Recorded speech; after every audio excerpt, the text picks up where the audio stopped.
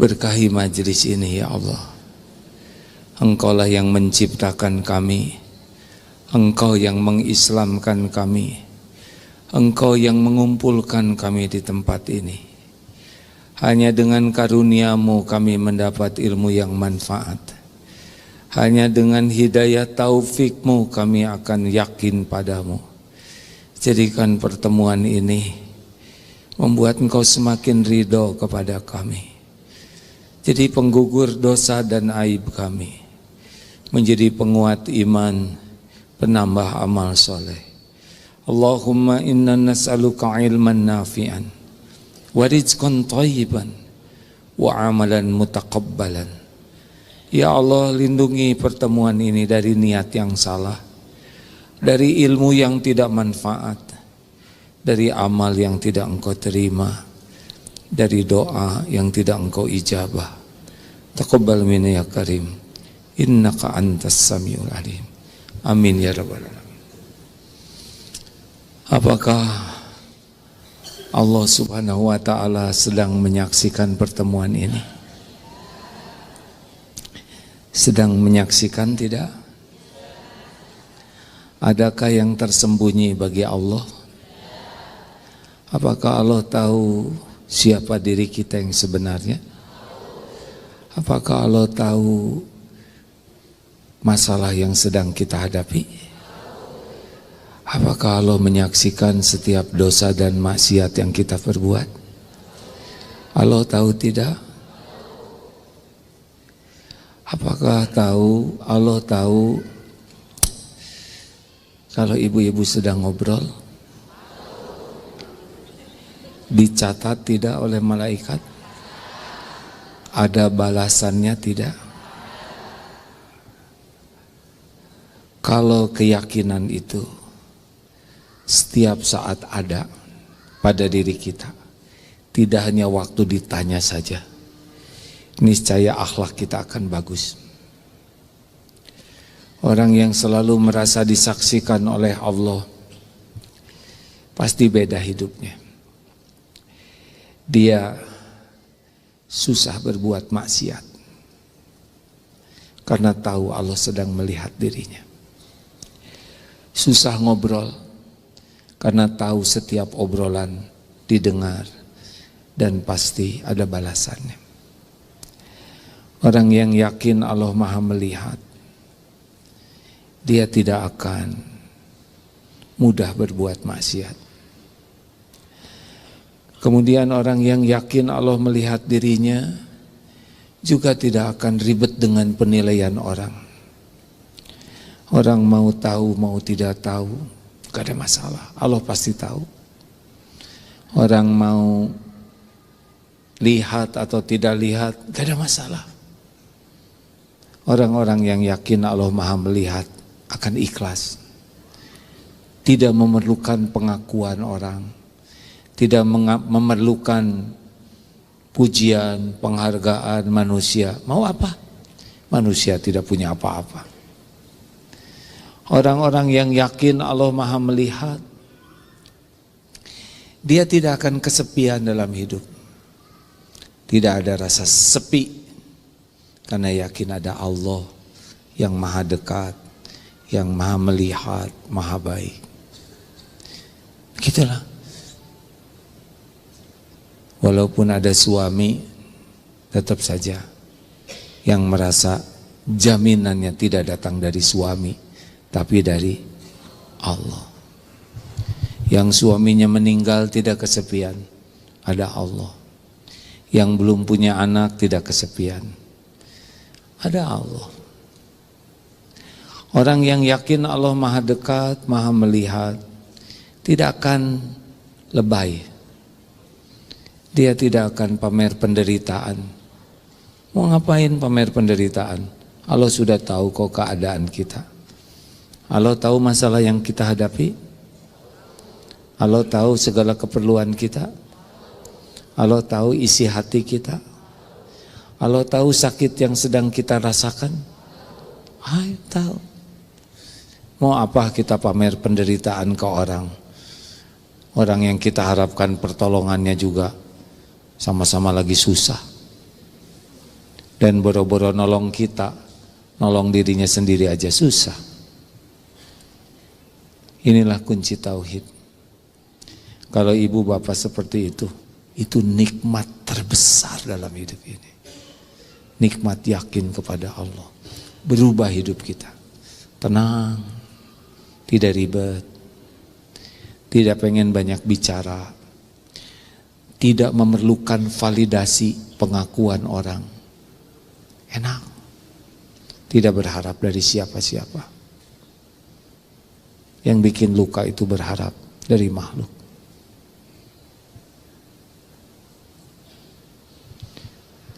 Kenapa semuanya melongo?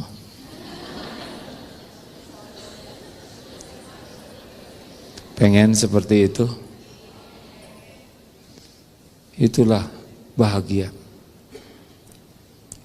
Bahagia tidak ada kaitan dengan jumlah harta. Gak ada apa-apanya. Bahagia bukan karena dempul, make up. Ibu makin banyak make up makin stres, Bu. Takut wudhu hilang make upnya. Udah gak usah lihat make up orang lain.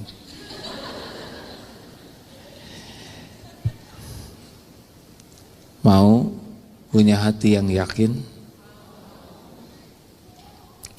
Berikut ini ada beberapa amalan yang mudah-mudahan oleh Allah ditolong menghadapi hidup ini. Kalau saya lihat dari depan, mana yang dari Kuningan, yang mana? Masya Allah, Alhamdulillah. Satu bis, Pak? Alhamdulillah. Dokter Asep yang ngangkut? Nah, supir. Semuanya sudah tertulis di Lauh Mahfud. Kapan bakal ketemuan di sini? Tidak ada yang tidak tertulis. Semoga jadi amal. Seragam siapa? Dari mana mama? Han? Oh, dari Sukamiskin? Sudah bebas apa? Ya, alhamdulillah. Setiap patah kata ini dicatat oleh malaikat. Maaf ya Bu ya. Dari Suka apa Ibu? Sukapura. Oh, alhamdulillah. Satu, kalau lagi masalah ya. Apa kunci pertolongan Allah?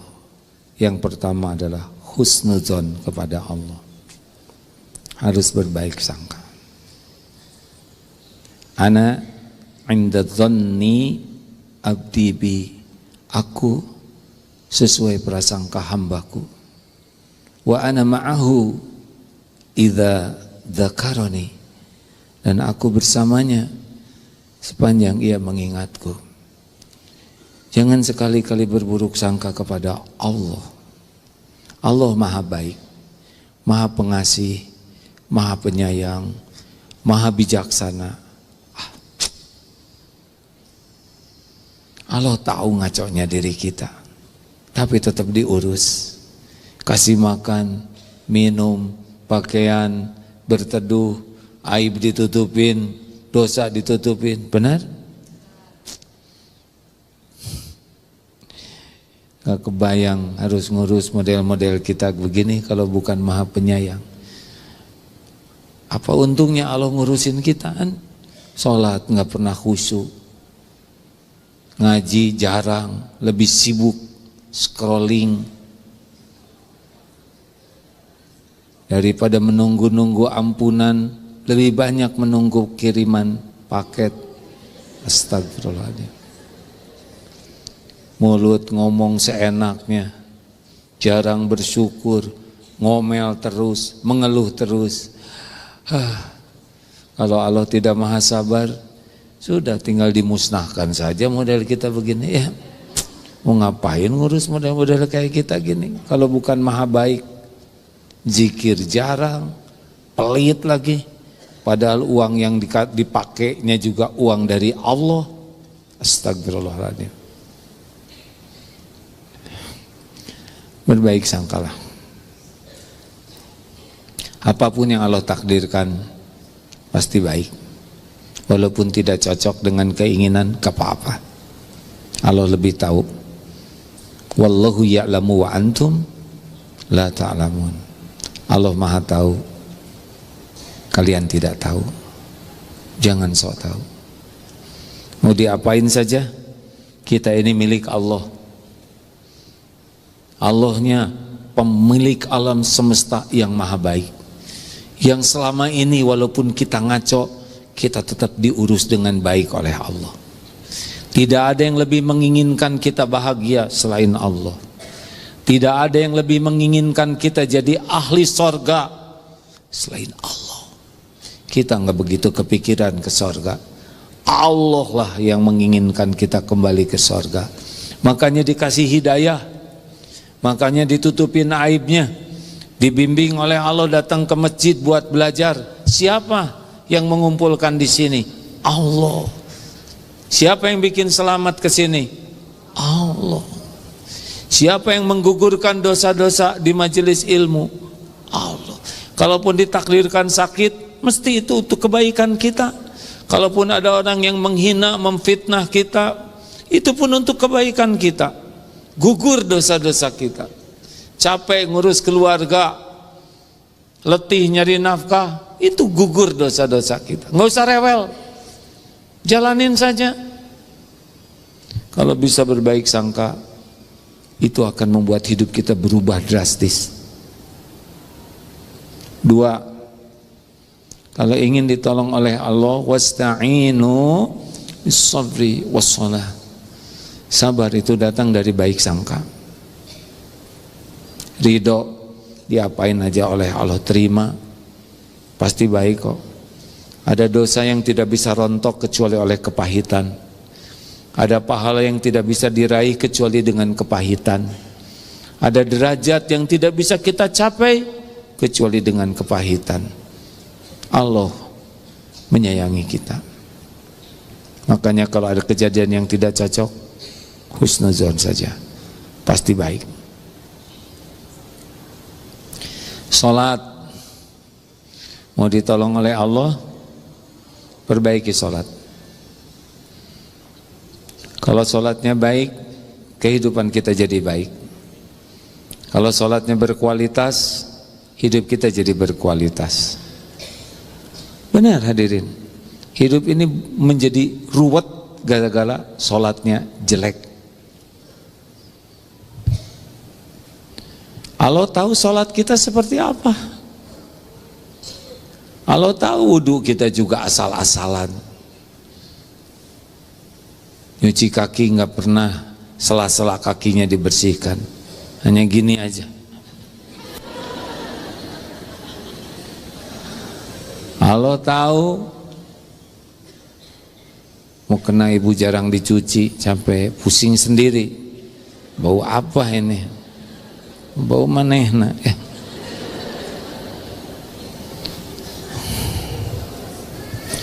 Allah tahu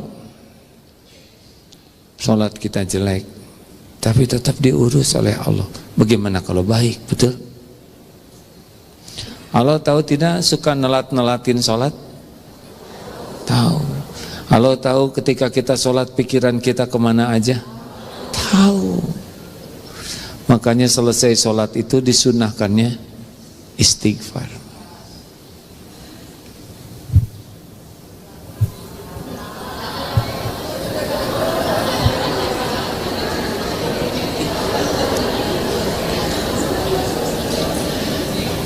Kalau ada orang ngomong kita nggak usah banyak komentar, diam. Hanya lihat ya masih lama, ya kita diam saja. Tidak usah mudah bereaksi, senyum saja. Allah tahu bacaan kita paling ringkes. Kayak gitulah kita ke Allah tuh sisa waktu, sisa pikiran, sisa obrolan. Untung kita nggak dimusnahkan oleh Allah, ya.